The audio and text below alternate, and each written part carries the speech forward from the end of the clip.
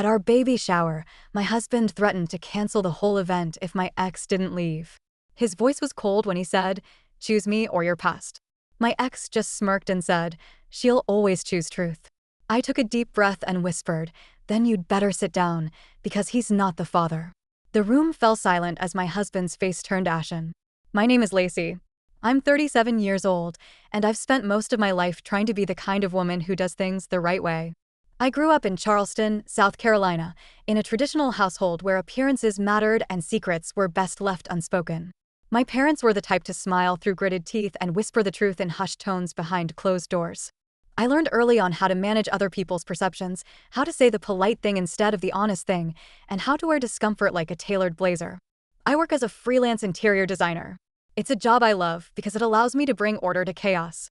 I help people make their spaces beautiful, functional, and safe. Maybe it's because I never really felt like my life was those things. Over the years, I became very good at making things look perfect from the outside. That was the version of me Blaine fell in love with. I met Blaine 2 years ago at a charity fundraiser. I hadn't wanted to go. I remember that clearly. It had been one of those heavy, humid nights in early summer when the air feels like it's pressing on your skin. My friend Sierra had begged me to come, saying I needed to get out there and start fresh. Blaine stood out. He was tall, impeccably dressed, and charming in a way that felt effortless. He had this calmness about him, like nothing could rattle him. He made me feel safe, and after years of dating emotionally unpredictable men, I clung to that sense of stability like it was oxygen. We dated, fell in love quickly, and were engaged within 8 months. My parents adored him. My friends said we made sense. When we got married, I genuinely believed I had finally done everything right.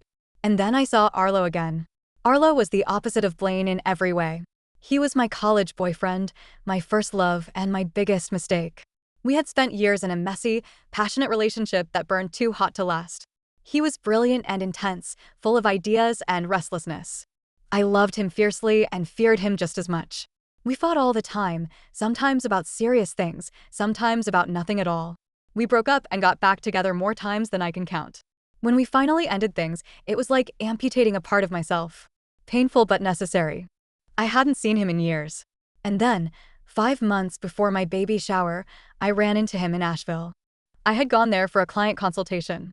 It was raining, and I ducked into a bookstore to wait it out. And there he was. Just sitting there reading, like no time had passed. We locked eyes, and for a moment, everything around us disappeared. We talked. That was all it was supposed to be. Just catching up. But the conversation flowed too easily. The familiarity wrapped around me like a blanket I didn't know I'd missed. I told myself it was harmless.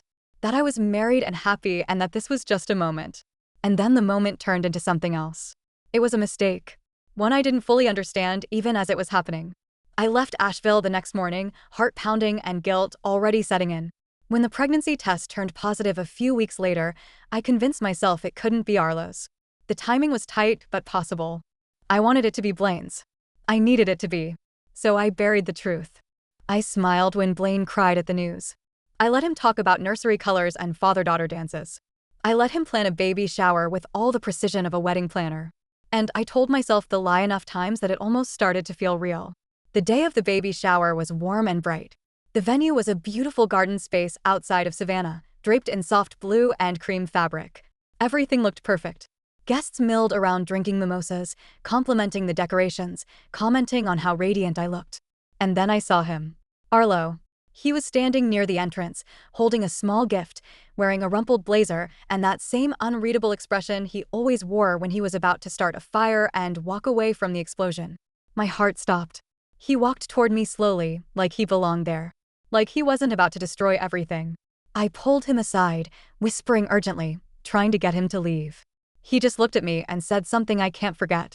He said, "You can't lie to yourself forever, Lacey." That's when Blaine appeared.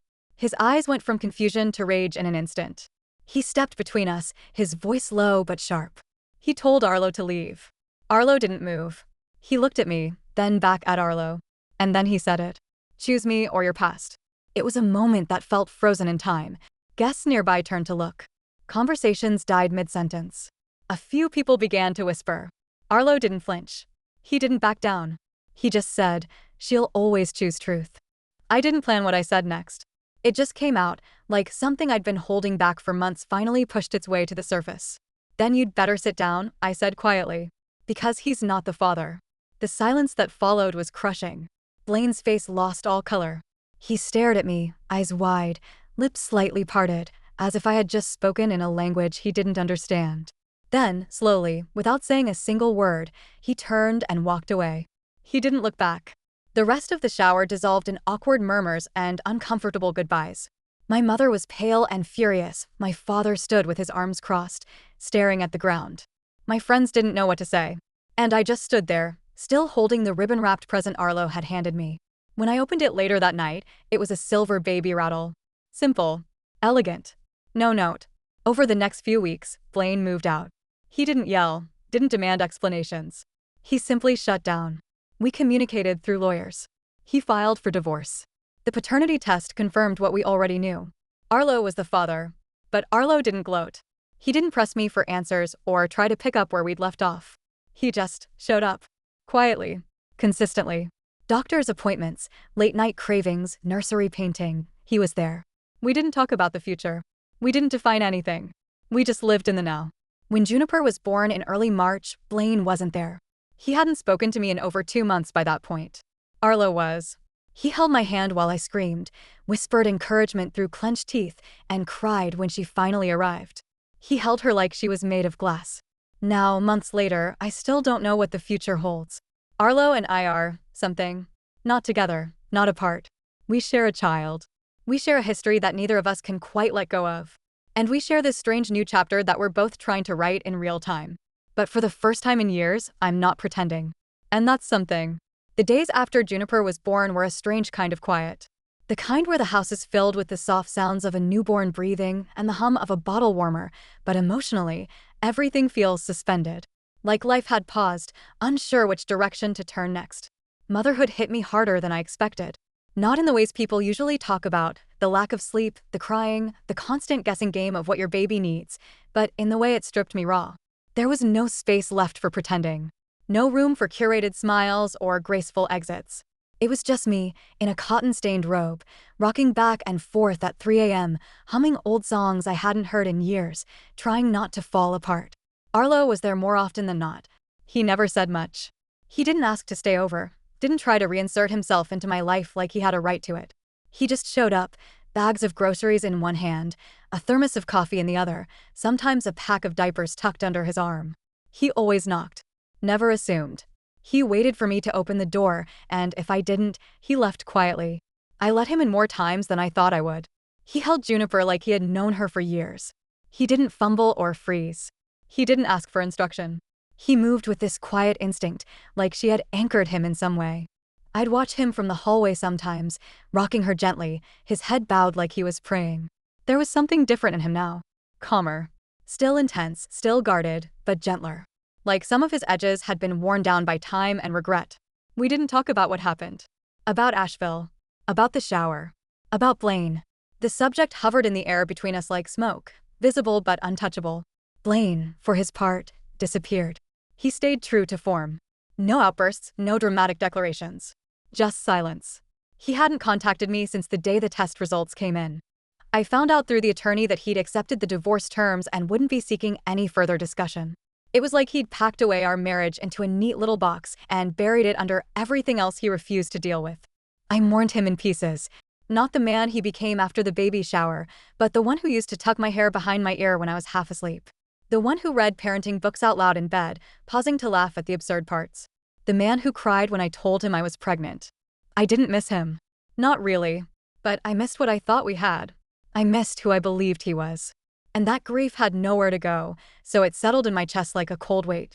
There was one afternoon, about 6 weeks postpartum, when everything cracked. Arlo had just left. He had come by to drop off some formula and a space heater for Juniper's room. She'd been fussy all morning, and I was running on less than 2 hours of sleep. After he left, I sat on the nursery floor, surrounded by burp cloths and half-unpacked boxes of baby clothes people had gifted us. I started crying. Not the pretty, cinematic kind of cry. The kind where your whole body shakes, and your face gets blotchy, and the tears feel like they're coming from somewhere bone deep. I cried for the life I lost, for the lies I told, for the woman I used to be before everything unraveled. Juniper was asleep in her crib. I remember reaching for the baby monitor, not because I needed to check on her, but because I needed to remind myself that she was real. That she was here. That something beautiful had come from all of this. It was the first time I said it out loud. He's her father. Not just biologically. Not just a name. He was showing up. Not perfectly. Not always on time. But he was there. And that mattered more than I wanted to admit. Over the next few months, the rhythm of my life shifted. Slowly, uncertainly, but noticeably. I started going back to work, just a little at a time. Remote consultations, mood boards on my laptop during nap time. It felt good to remember I had something to offer outside of diapers and feedings. My body didn't feel like mine yet, but my mind was slowly returning. Arlo offered to help with Juniper during meetings. At first, I declined. Pride, fear, guilt. But then I said yes, once, just to see what would happen.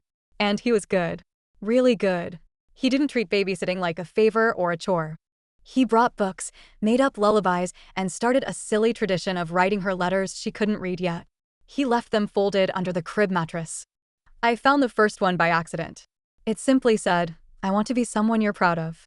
I never told him I saw it. We started spending more time together, not as a couple, but as co-parents. As two people bound by a shared responsibility and a complicated past. Sometimes we'd go for walks with a stroller through the park near my house. Other times we'd sit on the porch after Juniper was asleep, sipping lukewarm tea and watching the sky change colors. The conversation stayed light, surface level, but the silences grew more comfortable. One evening, I mentioned Blaine. Not in a dramatic way. Just a passing reference to how he used to insist on doing diaper bag inventory before we left the house. Arlo didn't say anything at first. Then he looked down at his hands and said, "I was jealous of him. Not because he had you, but because he got to live in your world while I stood outside it." That sentence sat with me for days. I had built a world Blaine could live in. One with clean lines and clear expectations. But it was never really mine. It was a version of life I thought I was supposed to want. The safe, polished, socially acceptable kind. With Arlo, it was messier. Louder. More uncertain. But it felt more like home. I wasn't sure what that meant yet. I wasn't rushing to define it. I had spent too much of my life trying to make things fit into neat little boxes. Now, I just wanted to live in the truth. Even when it was uncomfortable. Even when it didn't make sense. Especially then. Spring turned into early summer without much fanfare. The days lengthened slowly, the air got heavier, and the trees outside my kitchen window turned a deeper green. Juniper started sleeping in longer stretches, enough for me to reclaim a few quiet hours in the morning. I'd sit on the porch with a mug of tea, watching the dew evaporate off the grass, listening to the faint sound of wind chimes from a neighbor's yard. It was the kind of stillness I hadn't experienced in years. I was still figuring out who I was, now that everything had changed. I wasn't just someone's ex-wife, someone's former fiancé, or someone's ex-anything. I wasn't just Juniper's mother either, though that title seemed to blanket everything I did, thought, and felt. I was starting to rebuild slowly, unsurely, from whatever was left after the lies, the guilt, and the leaving. Arlo had begun to settle into a rhythm of his own. He came over most days now, sometimes just for an hour, sometimes longer. He never assumed he could stay. He always texted before coming. He brought little things, fresh bread from the corner bakery, a hand-carved rattle he'd picked up at a flea market, an old CD of lullabies that he said reminded him of his grandmother. One afternoon, we sat side by side on the living room floor, folding tiny laundry while Juniper napped. The TV was playing some background documentary we weren't really watching, and the room was filled with that kind of warm, late afternoon light that made everything look softer than it really was. I watched him pair tiny socks, careful and quiet, and I felt something shift again. Not in a way that called for declarations or sudden decisions. Just something quiet. Something internal. There was a tenderness in the way he moved now, an awareness of space, of boundaries. He asked questions instead of assuming answers. He let silence linger without filling it with noise. That was new for him. That was the part of him I didn't know how to handle, this softer Arlo. It made me wonder who he'd been all those years ago beneath all the fire and fury. He told me once that he'd started therapy after our last breakup. He didn't elaborate. I didn't ask. But I could see the remnants of that work in the way he breathed before he spoke now, the way he responded instead of reacting. We weren't in love again. Not yet. Maybe not ever. But we were becoming something. And I wasn't scared of that anymore. The divorce papers came in the mail in early June. I recognized Blaine's signature right away, neat and precise, the way everything about him had been. There was no note. No final word. Just the clean end to a story I once thought would last forever. I held the papers for a long time before signing. Not because I wanted to go back, but because letting go, even of the wrong thing, still hurts. I didn't cry. I thought I might. But instead, I felt this strange kind of peace. Like I had finally stopped swimming against the current. Like I could finally exhale. That night, I fed Juniper by the dim light of the nursery lamp and whispered stories into her ear, half memories, half promises. I told her she was loved. That she was born into something complicated, but filled with care. That her mother was learning how to start over. That her father was trying in ways that mattered. A few weeks later, Arlo offered to take Juniper for a few hours so I could have a day to myself. The suggestion caught me off guard. It wasn't the offer itself, I knew he was capable, but the fact that I hadn't even realized how much I needed it. I dropped her off at his place, a small apartment on the second floor of a weathered duplex. He'd baby-proofed the living room. There were toys, a swing, bottles lined up in the fridge. He held her like she was an extension of his own breath. I went to the coast. Drove 2 hours in silence, windows down, salt air creeping into the car. I sat on a weathered bench facing the water and let the wind pull at my hair. I watched the waves crash again and again, each one erasing the one before it. I thought about all the versions of myself I'd been, the student, the lover, the wife, the liar, the mother. And I let them all exist together for a while. When I got back that evening, Juniper was asleep in Arlo's arms, and he was humming something under his breath, something soft and unrecognizable. He looked up when I walked in but didn't speak. Just gave me this small nod, like he understood what that day had meant to me. And maybe he did. There was a time when I would have wanted more from him immediately. Answers, commitments, some grand gesture. But now I found comfort in the in-between. In knowing that we were building something, even if we didn't have a name for it yet. Some mornings, I'd find a coffee waiting on the porch swing. He never knocked. Never waited around. Just left it there, warm and steady. It was enough. It was more than I'd expected. By the time August rolled around, I felt something I hadn't felt in a long time, a quiet certainty in myself. Not confidence, not boldness. Just a steady sense that I was becoming someone I respected again. Work picked up slowly. I started taking on more clients. Nothing overwhelming. Just enough to remind myself that I was good at what I did. That I had value outside of anyone else's perception. I'd bring Juniper with me on some days, and clients didn't mind. They'd coo over her in meetings, offer me coffee, and ask how I balanced everything. I never had a clean answer. Just a smile and a shrug. Meanwhile, Arlo and I kept building this thing between us, whatever it was. We never labeled it. We didn't have the conversations that start with, "What are we doing?" because, for once, I didn't need to put something in a box to understand it. We had rhythm. Mutual respect. We knew how to stay out of each other's way and how to step in when needed. He'd started spending more nights at the house, not sleeping over, but reading Juniper to sleep, doing late-night bottles, fixing the broken screen door without being asked. Some nights, after she was down, we'd sit outside with 2 glasses of wine, not touching, not saying much, just breathing in the same air. It was peace. But the part of me that remembered everything, every slight, every betrayal, every quiet manipulation, still kept Blaine's name tucked in a drawer labeled unresolved. Then I got the invitation. A glossy white envelope with gold lettering. Blaine and his new fiancée, Noelle, were hosting a charity gala in Charleston. The kind of event where people sipped champagne while pretending to solve global problems with auctions and hashtags. The invite was addressed to Lacey W. Delaney, my married name, which I hadn't used in months. At first, I laughed. It had to be a mistake. Then I realized no, it wasn't. This was Blaine's way of doing what he always did, maintaining control through appearances. He wanted to prove that everything was fine, that his world hadn't been rocked, that he was still the man everyone respected, loved, admired. And what better way to prove that than by inviting his ex-wife to witness his polished new life? I almost tossed the invitation. Almost.